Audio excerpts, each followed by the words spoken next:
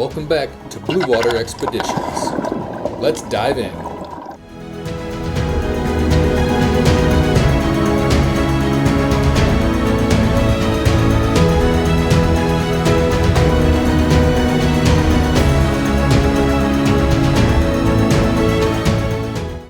Today we're diving a spot that I've never really dove before, so I'm kind of curious as to what's here.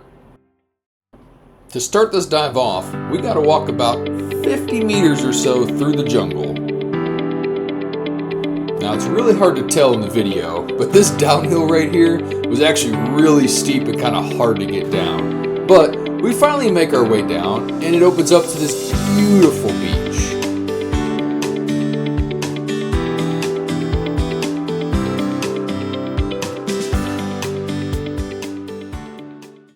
As soon as we hit the water, I couldn't believe how good the visibility was. These coral gardens seemed to go on forever, and every direction you looked was packed with life. The deeper blue off the drop-off was sitting just ahead of us, but honestly, it was hard not to get distracted by everything happening right in front of us. Then, right at the edge of the reef, this clownfish family started checking me out. I don't know if they were curious, making sure I wasn't a threat, or just wondering what this giant bubble-blowing creature was doing in their neighborhood.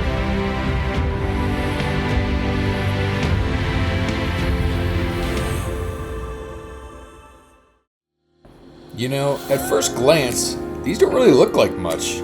Just a sea cucumber sitting on the reef. Honestly, I used to swim right past these things without giving them a second thought. But, you know, the closer I looked, the stranger it got. Right in the center of its mouth are those little tentacle-like arms. Not for defense or hunting, they're actually how it eats. So I decided to get a little bit closer. One by one, these feeding tentacles start reaching out across the reef. They're covered in sticky cells that collect tiny bits of food, algae, and organic material from the sand and rocks. Then the sea cucumber pulls each one back into its mouth, like a kid licking frosting off their fingers. It might not be the most exciting animal on the reef, but creatures like this are part of the cleanup crew, constantly recycling nutrients and helping keep the ecosystem healthy. Not bad for something that looks like it forgot how to evolve.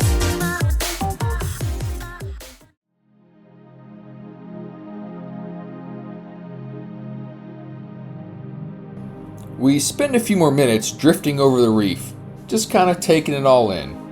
Then it was time for our surface interval, which was really cool because we got to experience a traditional Okinawan dance.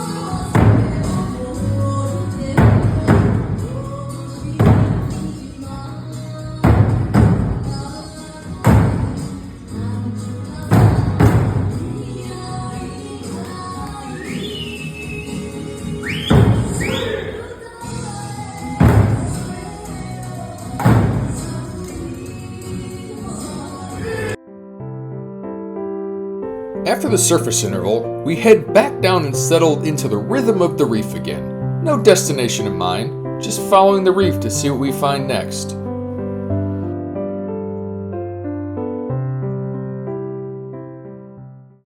At first, I honestly thought this Titan triggerfish was dead. It wasn't moving, barely reacting, just laying there on the reef. But then I noticed what was actually going on. These tiny cleaner fish were picking parasites and dead skin off of its body, and the triggerfish was so relaxed it looks like it had completely checked out. A few minutes later, I spotted something that looked completely out of place.